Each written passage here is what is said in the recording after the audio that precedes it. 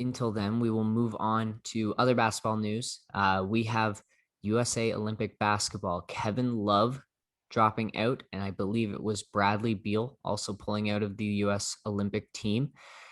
And out of the list of guys following this, we have Donovan Mitchell. I believe he pulled out. He did not want to play. But we also had Trae Young, LaMelo Ball, Zion Williamson, uh, Miles Turner, De'Aaron Fox. Like, there's some great options still for USA basketball. You forget how deep all these guys are, and they go with Keldon Johnson and JaVale McGee. Really interesting picks here to round out the 12-man roster. I get JaVale McGee due to the fact that it looked like USA was really undersized in some of these games. That's the thing with international basketball is if you have a pretty imposing center with some height, it's going to be impactful because of the no offensive goaltending rules and just some of the physicality that comes in these games. The refs, you've noticed it. They don't call nearly the same amount of ticky-tack fouls as we see in the NBA, and that's put some of these guys off guard. It's more physical in international basketball, and so they needed a big man to hang in there. But I imagine there should have been better options out there. But they go with JaVale McGee, the three-time NBA champion. And then the other pick, Keldon Johnson.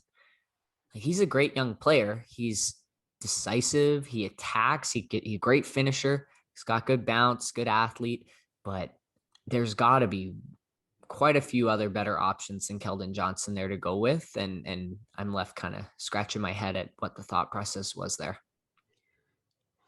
What I'm really interested for this Olympics is going to be when next season comes, looking at the players who had a good bubble playoff run, played most of this season healthy, did the Olympics, and then start next season.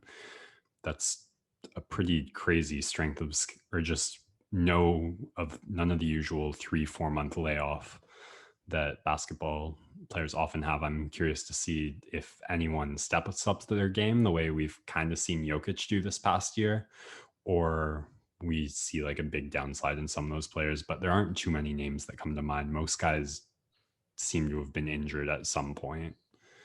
Yeah, normally with international basketball like this, players actually usually get a bump. It was like right before Kobe's huge emergence, he was on that USA team. Right before LeBron's first title, he was on USA Basketball. There is a theme of top tier guys having a great Olympic run and learning so much because you get to play all of these different styles of basketball and playing with some of the best players in the NBA on your team and learning their tendencies in a way that is much more intimate than if you're just studying film and going up against them on other nights, but you actually are their teammate and get to see them work day in and day out on stuff that now maybe you can take away. It was a great quote that came out that has been around for a while, but it's Michael Jordan was like his favorite thing about playing USA basketball was he got to see all of the weaknesses of his opponents coming up for the NBA season because he practiced against them all the time. So there's definitely that advantage there if you're actually tuning in and taking in what these guys are doing in practice. It always seems like the Olympics are pretty good for younger players or players about to hit the prime of their careers. And you would think that would be good for them, but it is such a tight schedule this year, these last couple years. Everything's been so compacted due to the pandemic that who knows if they're going to receive those same benefits as they would have in the past. Well, definitely something to make a table on and keep a watch for.